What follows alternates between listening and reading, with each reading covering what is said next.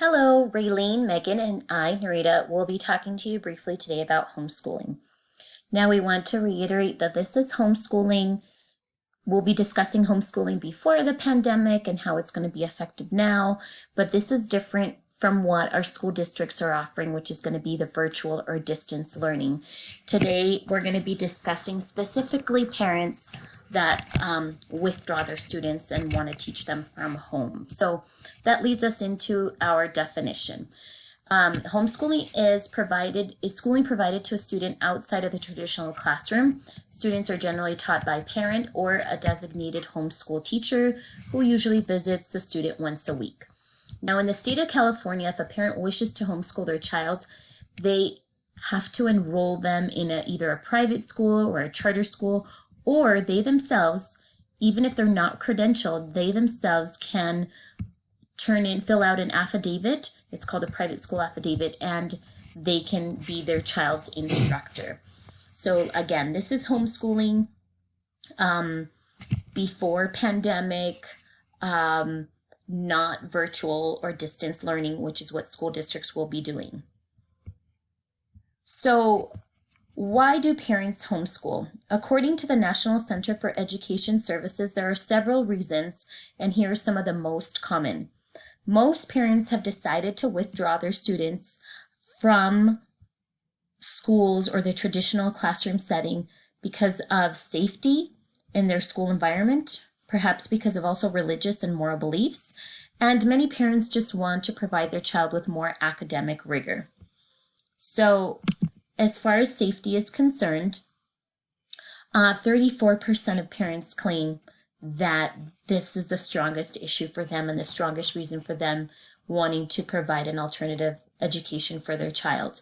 Again, due to the violence that we have seen, the school violence in the past years, this is not surprising. Most parents do not feel safe sending their student to school. And this is one of the main reasons why the number of homeschooling students has increased. Some parents, according to the study, 16% of them feel that their child isn't challenged enough at their local school. They're not satisfied with the academic level of their local school. And this has a lot to do also with what we used to do in the state of California, which is the API scores. Schools would be ranked by numbers, and many parents would see that and get discouraged if their child's school did not have a higher number. We're hoping that that will change now that we have the school dashboard. Also, parents feel that by homeschooling, they have the freedom to work at their own pace. Many students advance more quickly. Parents like that their child moves fast through units and moves on to higher content. And many parents also like the flexibility of homeschooling.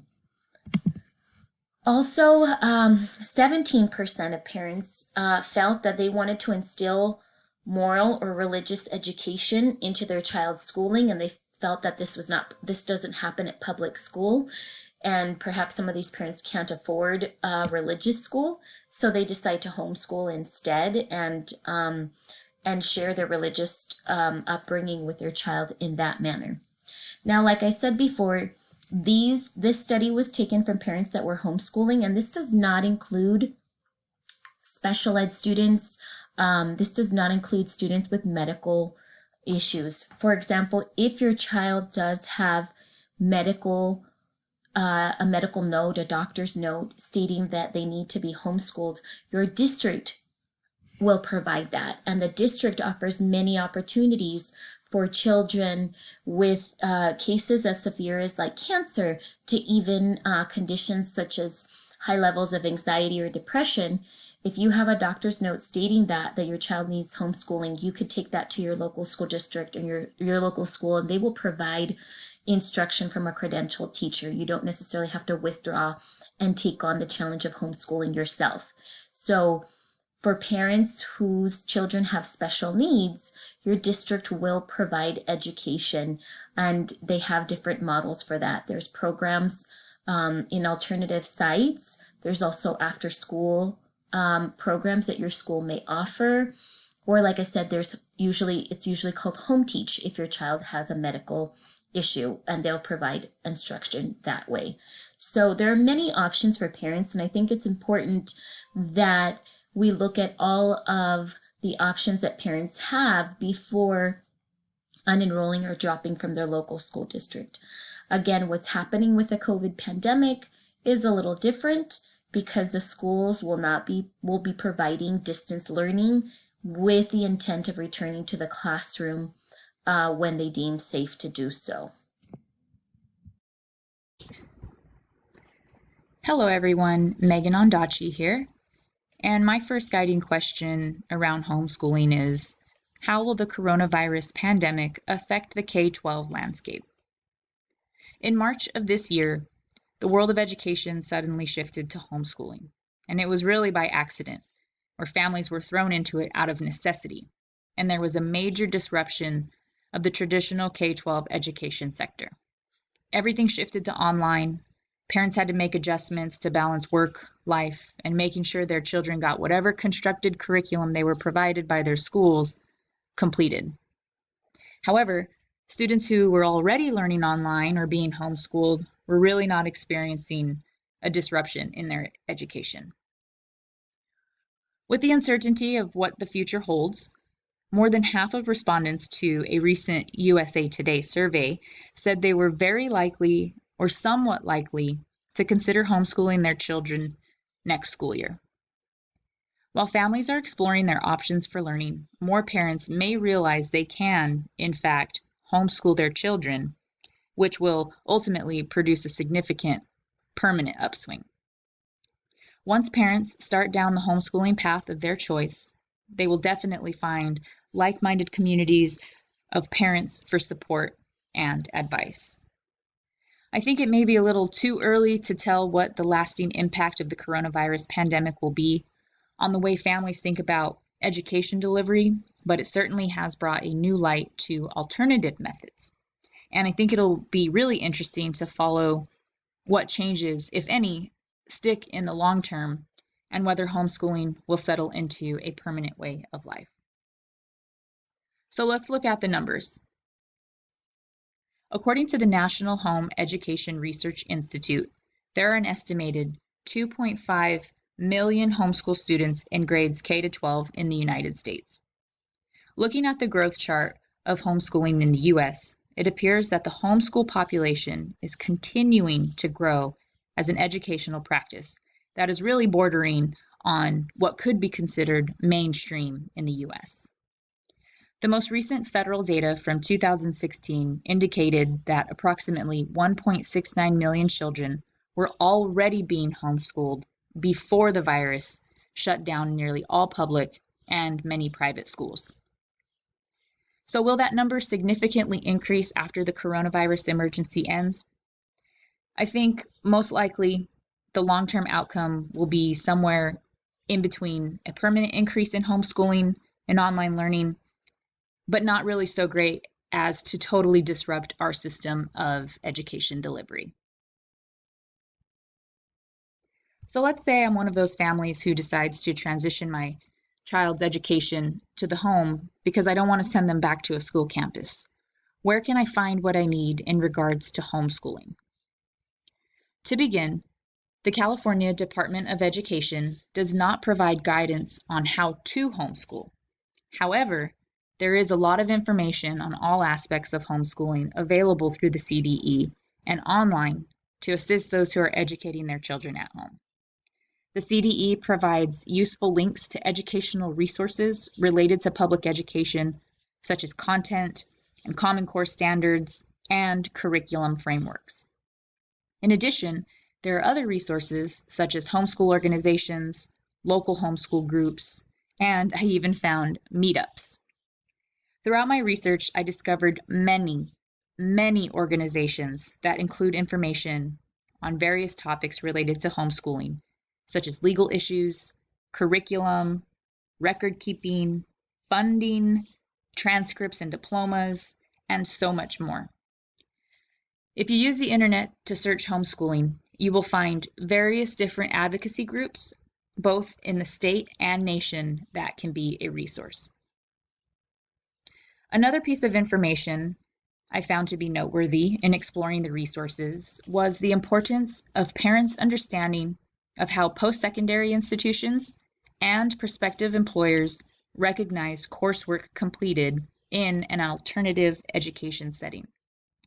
I mention this as there are a lot of elements in homeschooling that might not be in the forefront, but the number of resources available really does cover it all for those considering it, and they are provided at the local, state, and national levels. As I referenced on the previous slide, there was a sudden shift in the education sector, where many parents had to take on the role of the teacher at home. One major concern with this shift in regards to COVID-19 school closures was services to students with disabilities. Parents are encouraged to reach out to the school or district office to collaborate on ways to support their child. They can also reach out to California's parent organizations, which offer workshops, support groups, information packets, and other forms of assistance. In addition, there are numerous state and national organizations offering advice and strategies for parents and caregivers during this crisis.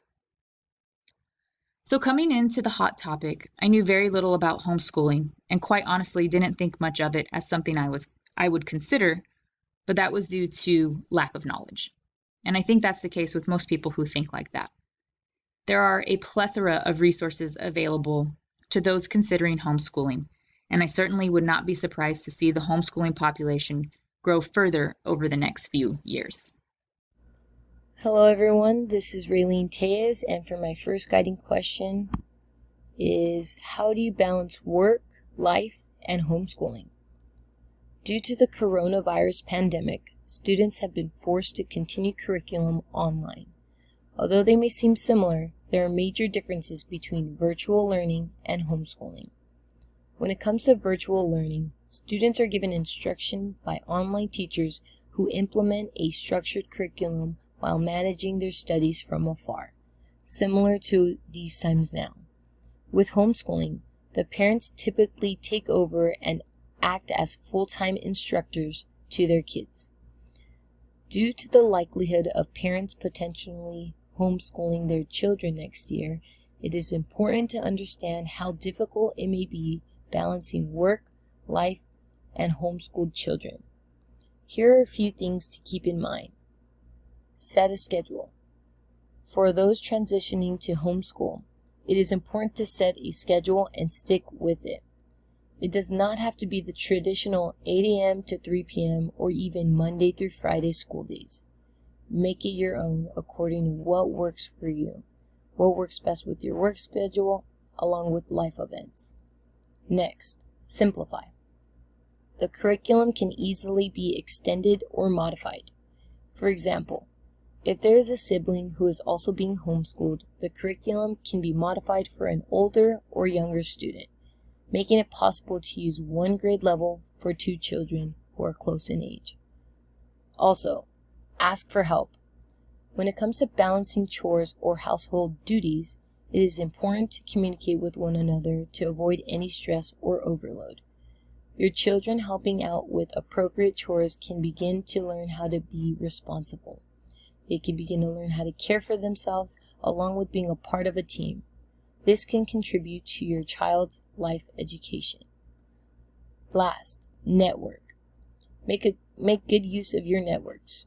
Babysitters and nannies, tutors, neighbors, friends, and family members, as well as other homeschooling families, can offer support of all different kinds.